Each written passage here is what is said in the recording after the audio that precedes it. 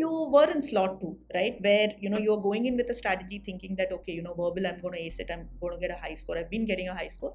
But it was the slot where verbal was the toughest, right? So what was your mindset when you were actually taking the CAT exam? What went through when you went in and you saw that the RCs or the questions are a little bit tougher? Just can you tell us a little bit?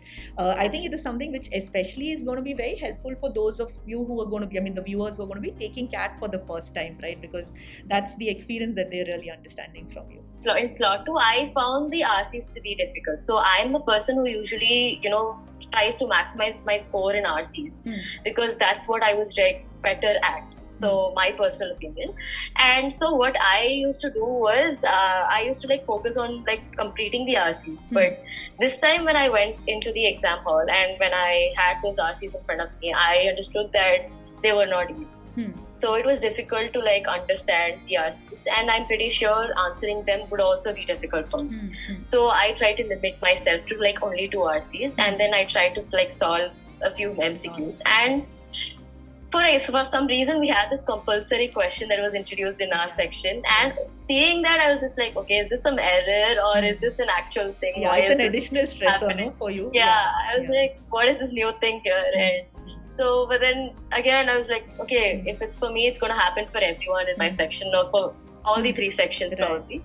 So what I did was I just gave my best for that question. I tried to attend it, and I tried to attend a few MCQs, and then I kept reminding myself that, okay, fine, let's, chill. We can probably maximize in KL or a quad. Let's see how it goes. And that's such a great attitude to have, right? Because very few, and of course, I mean, the fact that you've taken mocks, you've attended the test strategy sessions, you know about things like scaling up, I'm sure that helps.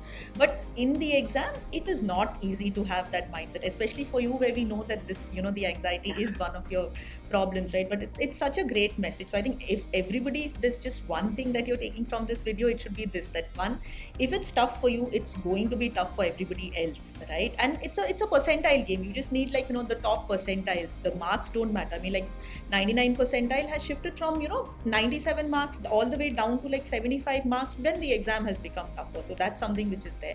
And second is, again, another extremely good point is, in case even if it's your preferred section and it's going badly, right, you can always look to maximize marks in the other sections. And again, if verbal is tough, it probably means that DILR or quant are going to be a little bit on the easier side, right? So I think a great attitude, and I think that is what ultimately helped you to get a great score.